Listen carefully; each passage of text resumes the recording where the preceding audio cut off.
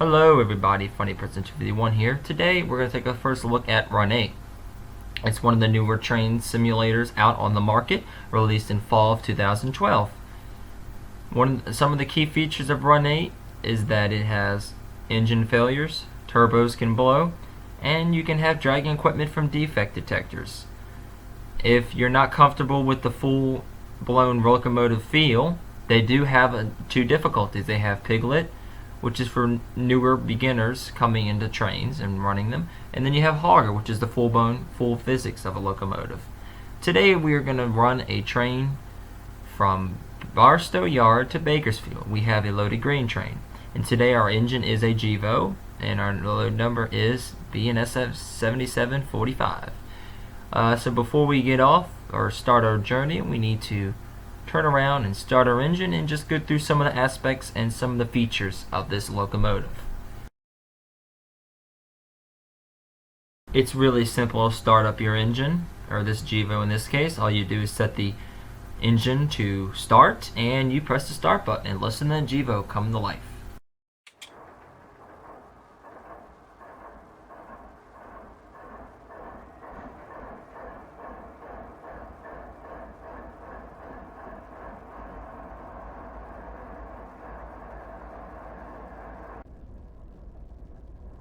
Alright, now that we got our engine started up, let's go ahead and set our headlights to short hood lead and set our engine to run.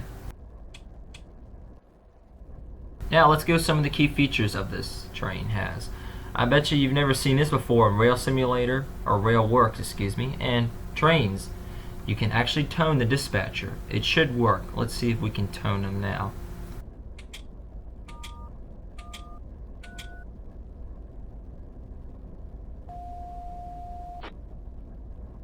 And there we go.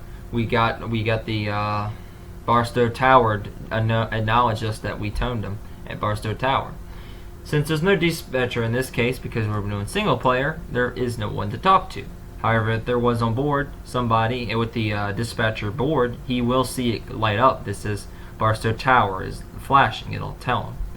So, some other features as well is that we have volume control for the radio, chatter, and whatnot.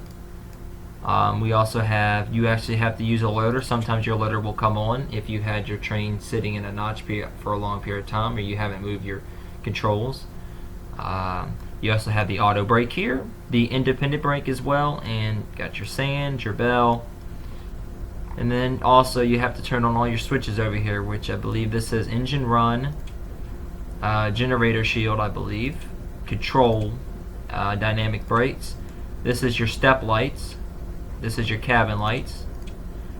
This is your lights for all the gauges. And this one is Windows something, it says.